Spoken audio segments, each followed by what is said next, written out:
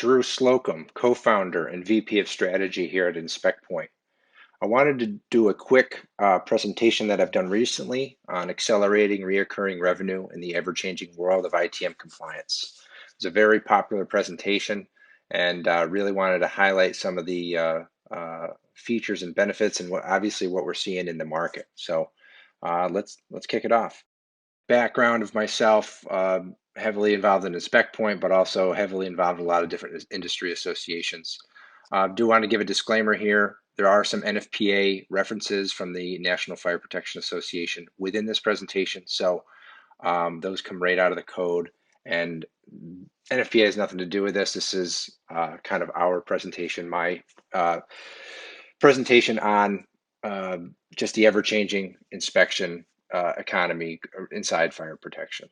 All right, so I always kick off every presentation with this slide is, fire protections, it's tough to evolve, it started with Da Vinci, Grinnell, and Parmalee back in the day with the advent of sprinklers and all that. Obviously, fire alarm came a bit after that, well, with all the advancements there, but we're kind of in the middle where there hasn't been a lot of transformation. For products take longer to transform and innovate. A lot of it due to the code cycles, a lot of do it to the testing processes, which are there for a reason. There's a big push on the Internet of Things, remote monitoring, remote testing, and even remote inspection side of things. I sit on NFPA 915 technical committee for remote inspection, so it's been intriguing to see where that is moving and how it's going to transform the industry. But I think the industry struggles to get to this final stage, but it's being pushed more and more. With the advent of software technology, that has obviously accelerated some of that. So we'll get into that as we move through this presentation. So we've all seen this. There's a lot of M&A going on within fire protection right now. And a lot of that's due to just the nature of fire protection, because it's in the 2008 crash, the reoccurring revenue side of it for inspections and testing was resistant to that. The codes still need to be followed per the authorities having jurisdiction in different jurisdictions. So, that reoccurring model of making sure everything's inspected kind of got through the 2008. So it's fire protection recession resistant, but it's also, we had a pandemic over the last 2 years, and it's obviously seen to be pandemic resistant because a lot of contractors are thriving through these times because of the ITM and service side of things. So it's that, adopting the reoccurring revenue model, where obviously you can predict it because it is cycle, quarterly, monthlies, quarterlies, annuals.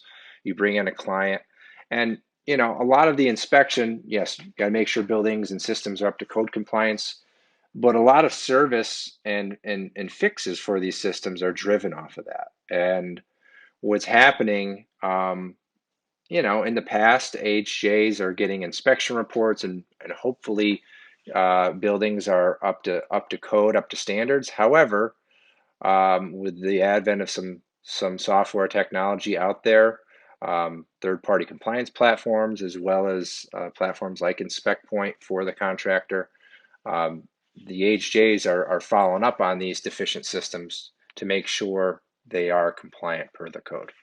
So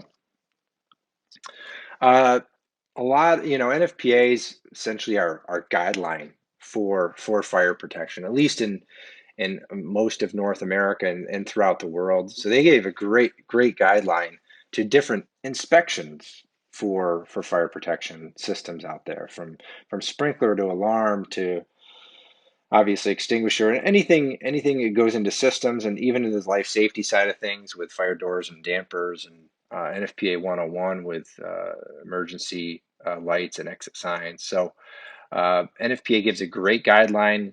It also it's specific to frequency. An annual is different than a quarterly out there. So there's some great guidelines, and the challenging part with NFPA, however, is different jurisdictions are on different code cycles. It changes every 3 years. And And there's not too many changes when every 3 years, but over a long time, how do you navigate that if you're amongst different jurisdictions, or a lot of times certain code officials will have specific criteria for a city or a state or a town. The state of California, which I'll show you here in a bit, they have their own NFPA 25 code and their own set of forms out there. Chicago's got its own setup. Seattle's got its own setup. So how do you navigate that? Again, NFPA is a great guide, and you still obviously need to follow NFPA per a lot of insurers or anything, but how do you do that at the jurisdiction level? Showing a map here. This is a map from our industry. Actually, I grabbed this from the NFSA's website. So these are all of the third-party jurisdictions out there. That being said, these are cities, towns, states that have adopted a third-party compliance platform. I'll show them here in a second. So we've got the compliance engine, by far the biggest out there. Tigris, big in the Northwest. iRolls, we've got some jurisdictions throughout the U.S., but compliance engine's by far the biggest out there. And you can see it's probably not even close to as many as they have out there. I think they're approaching probably 1,000 jurisdictions out there, and they keep growing weekly. And I think that does help our fire protection industry as the contractor side and just on the AHJ side of things, because it gets those buildings into compliance, it gets those systems into compliance, and it gives the dashboards to the AHJ to show what deficiencies are out there or what is lacking to make sure the public is safe.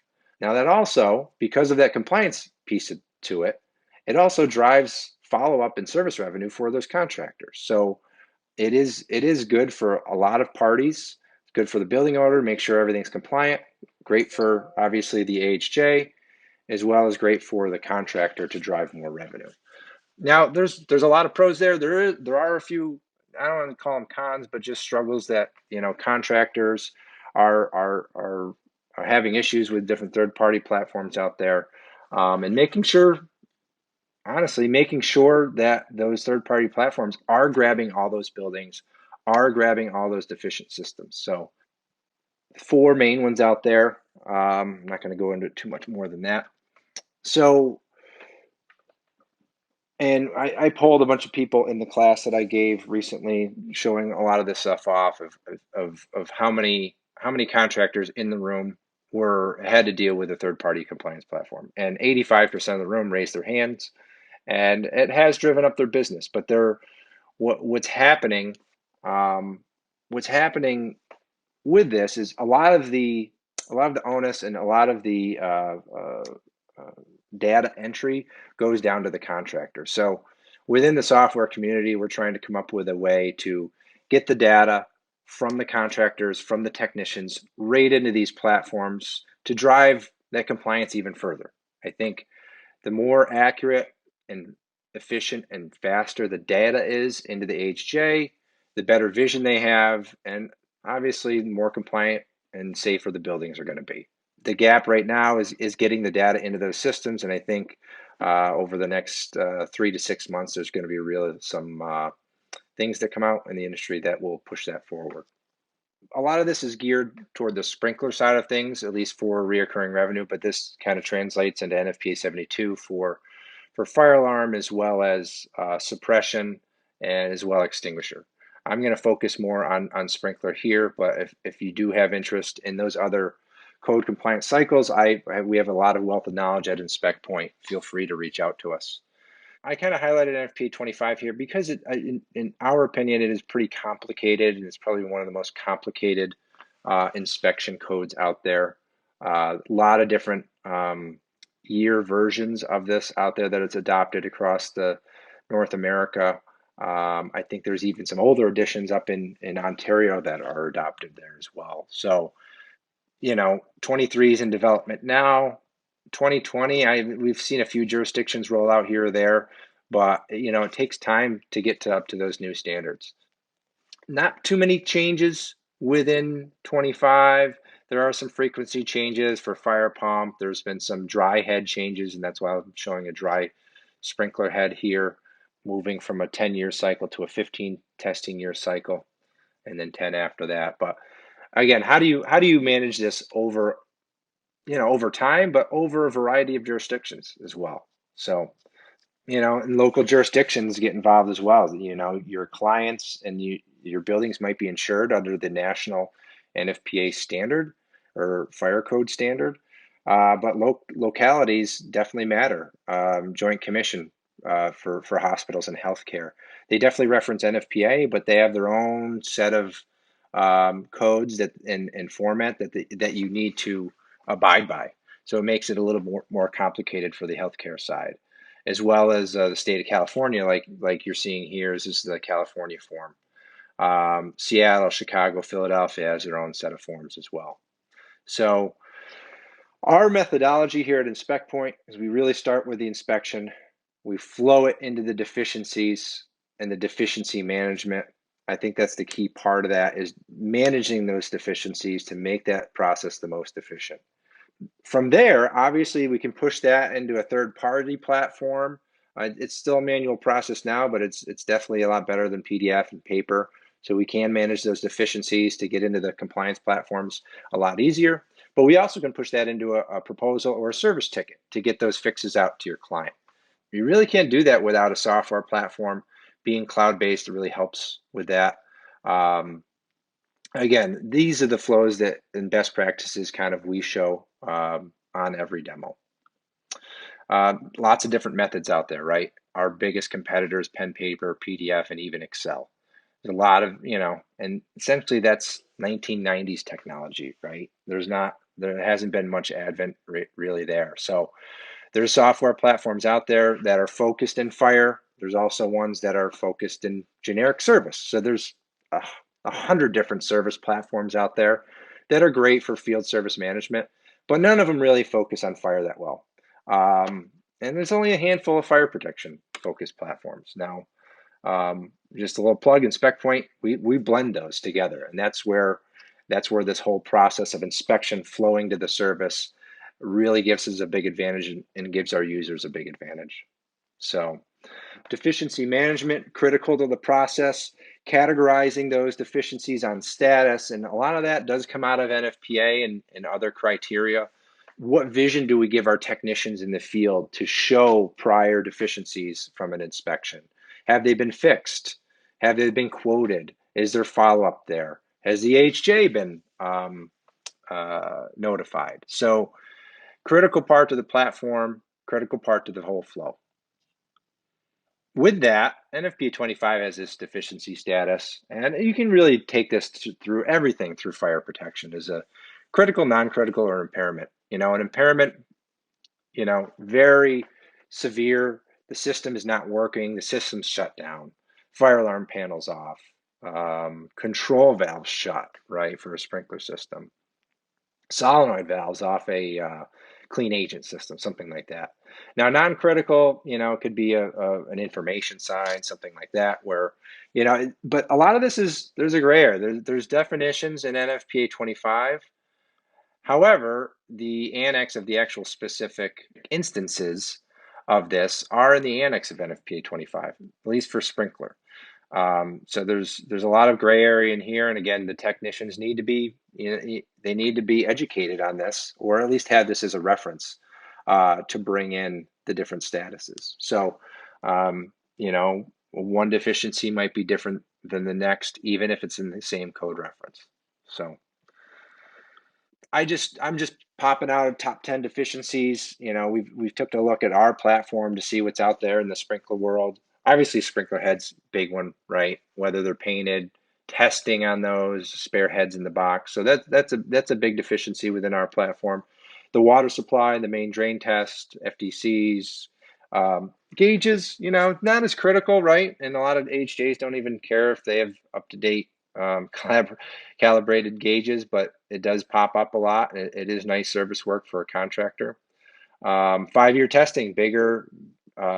It's happening a lot more in the metro areas and just anywhere adopting NFPA 25. Dry pipe valve system test, fire flow degradation. So that's obviously, if you're doing fire pumps, a big one. That's a big deficiency, making sure how it compares to the manufacturer's curve as well as last year as well. Moving on to 5-year testing here, obviously another big key component for deficiency management and just inspections in general for sprinkler systems is 5-year testing. And there's really three main components of it. It's the internal pipe for corrosion, whether it's wet, dry, whatever, or standpipe, right? And making sure you open up the pipe at certain intervals, obviously 5-year, but in certain sections as well. Now, non-destructive methods are approved per NFPA 25. Maybe your local jurisdiction, you still have to open it up. However, this is a big potential driver of deficiencies and obviously driver of inspections, right? That inspection work. Big key part of it with all the corrosion stuff going on within the industry with dry and really pre-action systems, right? PRV, pressure regulating valve, and just PRV valves. For full flow testing, and this is a big problem in the industry with a lot of high rises or metro areas with a lot of taller buildings where, you still have to full flow these PRV valves. How do you do that? How do you do that in line? How do you do that without taking it out? And also, where does the water go if you're full flowing these? So there's been some pretty interesting some manufacturers that have handled this testing in various ways. Zurn, Victaulic. So really cool items there. But again, that's a big 5-year testing component that really hasn't been focused on a lot in the future. So a lot of jurisdictions are wanting more of this PRV testing. And then obviously the internal valve. You got to get in there. Even on the externally resetting valves, you still have to open up that valve. So you find a lot what's going on with the clapper or the diaphragms within that, and obviously a big service component there. Moving on here, sprinkler head testing, huge, right? If you're able to grab the data of your different systems and the different sprinkler heads, you can run analytic reports against them to see if there's been any recalls on specific sprinkler heads or to see what's coming up on testing.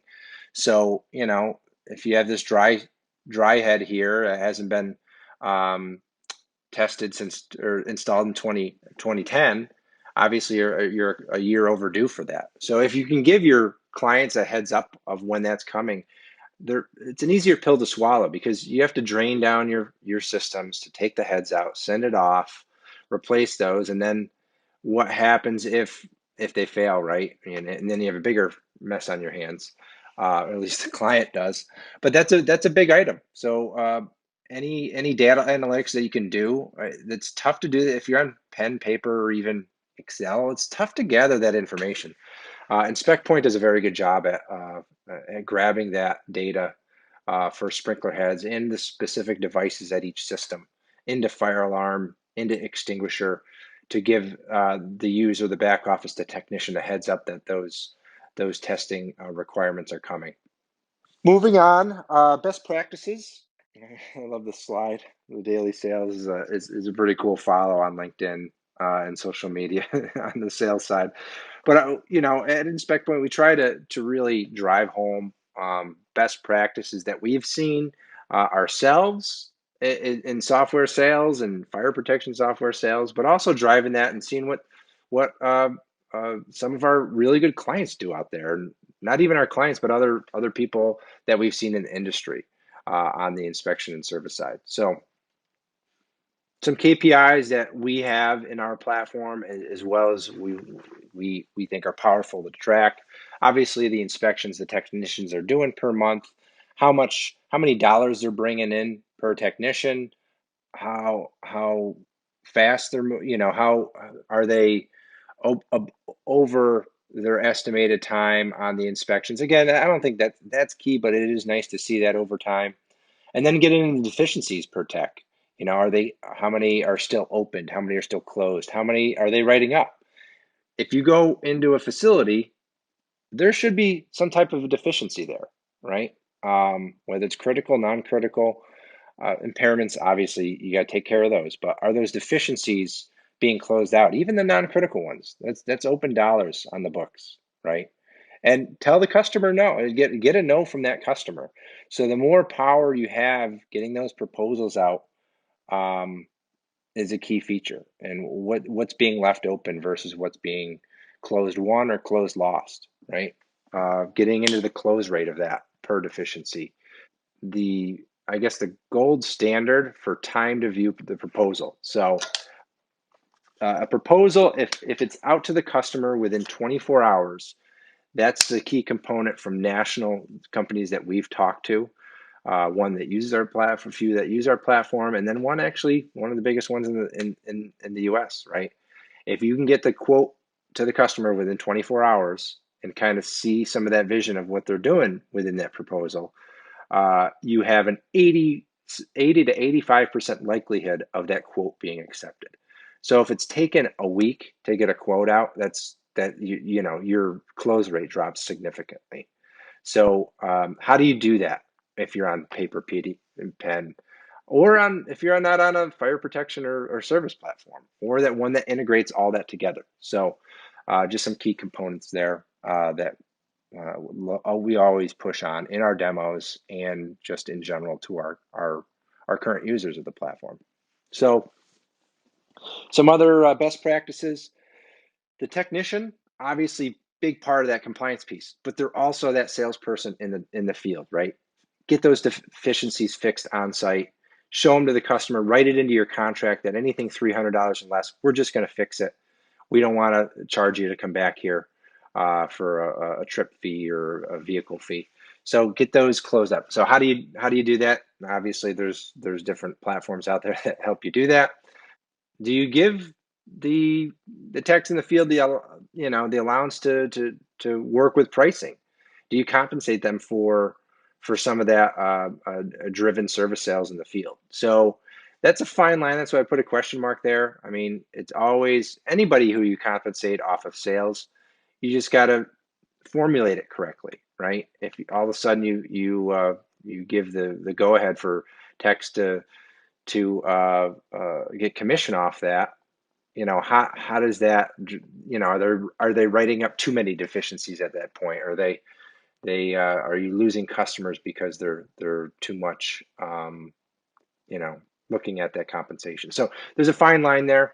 I always thought that was it's a good way to drive that service, however. So, and then the proposal, like obviously the tech in the field, they can show a quick proposal to the client. However, the bigger fixes, or after the inspection report comes back, how do you get those deficiencies out to the customer?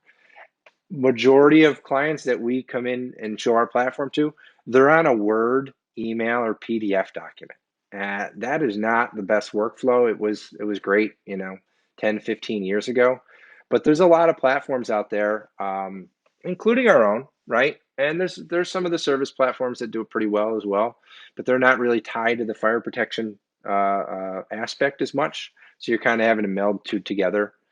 But us at Inspect Point, we actually use this platform called Proposify. There's others out there, and Quiller and Salesforce, but they're essentially digital cloud-based proposal and quotation platforms for sales.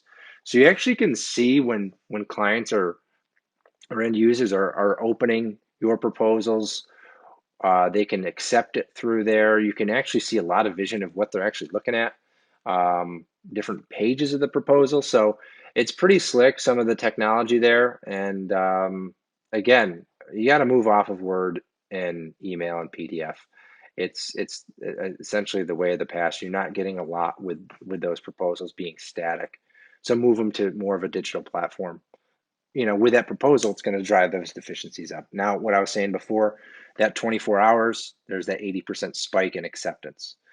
But can you put the deficiencies from the codes right in there? I mean, that's pretty powerful. You may want to take them out. Getting material on there, like with costing and how much you're making on material, and the service and inspection side, clients usually are paying more than a normal installation or construction job. So can you charge them list for that material or 50 off list? So how do you make sure your markups are correct? So, Inspect Point is a platform to import material from a variety of vendors, Viking Supply Net being one of them, Amerex being another one. So we're continuing to work with strategic partners here to make the experience better for our users. Again, terms and conditions, digital acceptance, that kind of went over. And then the tracking module, like what stage is that proposal in? Is it still out for quote? Has it been viewed yet? Is it closed won, closed lost? So tracking that's pretty important on the sales end of things. And showing you some of the, just a view of our dashboard of some of the material costing side, where the list price, unit cost, what you're marking it up. So, having that in there is pretty important, because that then flows right into the proposal. That also flows into the service and work order. So, like I was saying before, it starts at the inspection. Deficiency management's a key piece of it, flowing into the proposal, and then the follow-up service work order at the end. So, and then, invoicing, right? The inspection drives the deficiencies, drive the proposal, drive the work order. That all flows into an invoice, whether you do it within an internal platform or if you can push it out to a QuickBooks or another ERP. Make sure whatever you're utilizing kind of syncs that, because I think that flow, obviously, it's the cash flow. It's the quicker you get the inspection and the proposals accepted, the service ticket out, can you get that invoice the same day? The quicker you have that done, the quicker you have the money in hand. Kind of what I said before, right? QuickBooks Online, we integrate with QuickBooks Online directly. We have a bunch of other integrations out there, kind of right here. GP is another one that's pretty slick on the Microsoft platform that we've got experience with. Just make sure, that, you want to, pick the platform as best as what you're doing, right? InspectPoint, we're not an ERP, we're not an invoicing platform. We focus on the field, we focus on the fire protection, focus on the sales aspect. But QuickBooks and Microsoft have great tools for the accounting side. Same with Sage, Computer Spectrum. So that's the presentation in a nutshell. Again, ITM is ever changing, it constantly changing. There's remote aspects coming out, which I didn't really get into on this presentation. I have a few other videos out there for that. Feel free to see a demo of InspectPoint, sales@inspectpoint.com, or just go to our website, request a demo. But I appreciate everybody's time today, and till next time.